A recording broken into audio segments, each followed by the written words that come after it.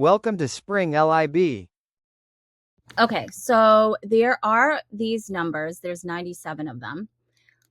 And the mean of this data set is 29.6289. The standard deviation of this data set is 8.777. It's just going to go on and on forever. But notice so then for a 90% confidence interval, okay, you're going to do 1 minus 0.9, which is 0.1.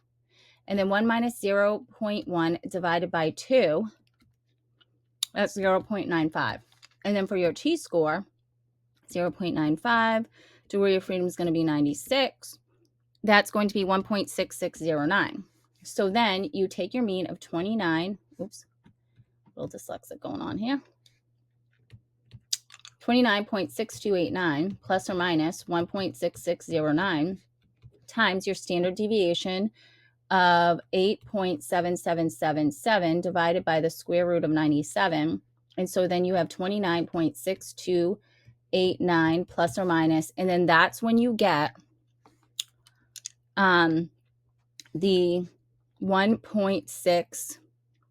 I'm getting a margin of error of 1.6. So this is your t-score.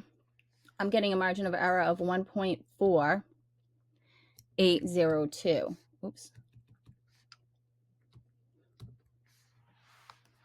All right, so notice from the margin of error measurement determined in 3B that we have used a sample larger than needed to be sufficiently confident that the sample mean would estimate the population mean for 4 years, within 4 years. This is our margin of error, which is smaller than 4. Therefore, determine the smallest sample size required to predict the mean age of all FHSU stat students based upon the needed 90% confident interval level with an error of no more than 4 years. So say we do 4 equals 1.6609, okay? And again, assume F. Okay, so it wants me to assume that the standard deviation is 10.1 years, even though here it's 8.7. So times 10.1 divided by the square root of n. So then if it has to be within 4 years, then you have to do 4 divided by 1.6609. That is 2.40833. I'm just going to go up 5 decimal places, equals 10.1 divided by the square root of n. And so 10.1 divided by 2.4083, and that's the square root of n, equals 4.1938. And then I'm going to square that number, and n equals 17.588, which means that the sample size has to be 18. Okay. Are you surprised that it took a small sample to double that margin of error? No, because the larger the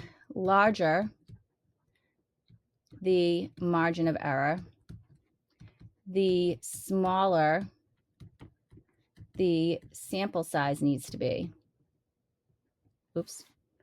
The smaller the sample size needs to be. Are you surprised that it took blah, blah, blah? How many times smaller must the sample size be in order to double the margin of error? So to double the margin of error, the size of the sample is going to be 5 times smaller. So to double the margin of error, the sample size will be about 5 times smaller. So I hope that this video helps you. This is a middle school math teacher signing out.